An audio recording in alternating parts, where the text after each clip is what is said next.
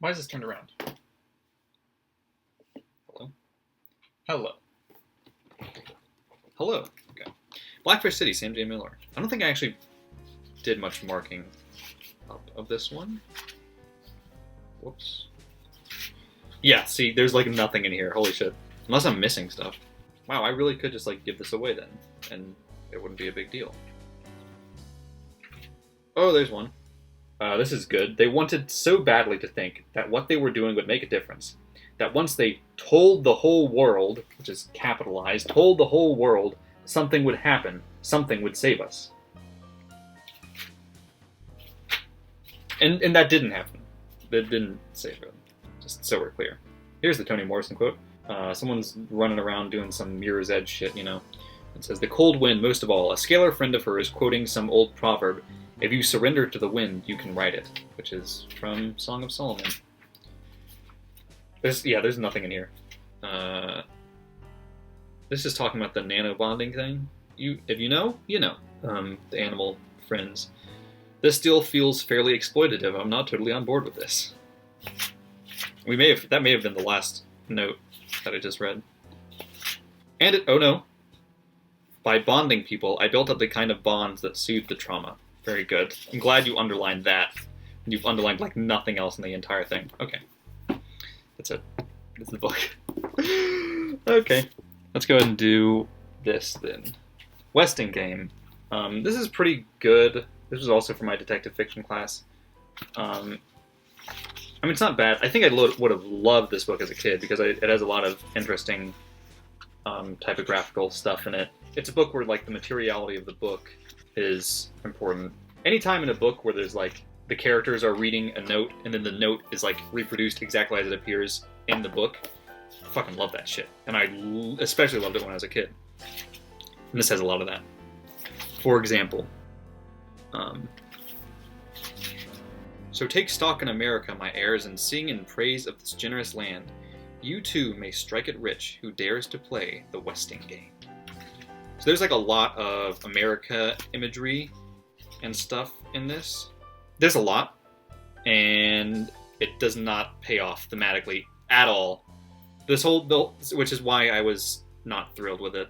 And it was kind of like, what the fuck, really? Like it seemed very much like a sort of.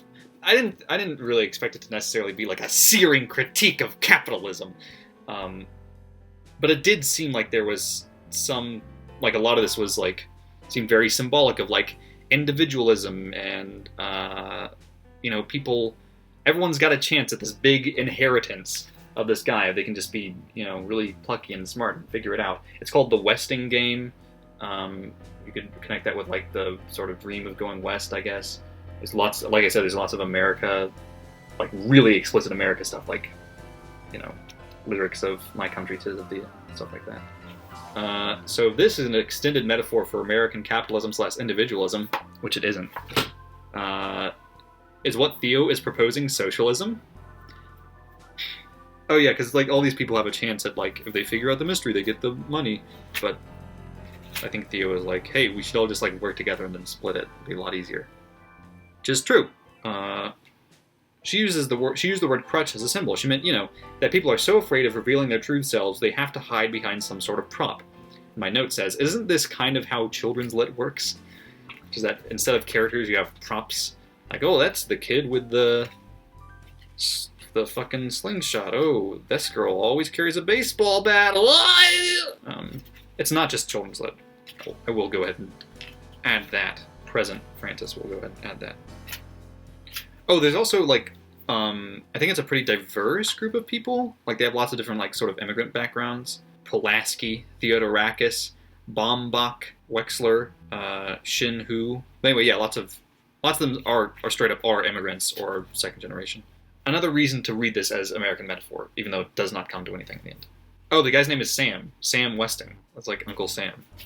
But it turns out that basically the reason that there is so much of this stuff is that it's just like, isn't that funny? Huh? Uncle Sam, get it?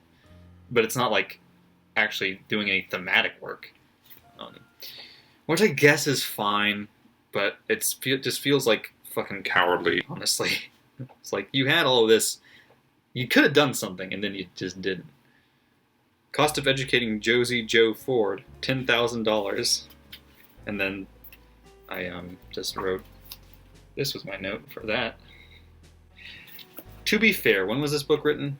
This book was written like 90s or something. She went in-state. No, this book was written in 1978. So, yeah, $10,000. Probably, yeah, that's realistic.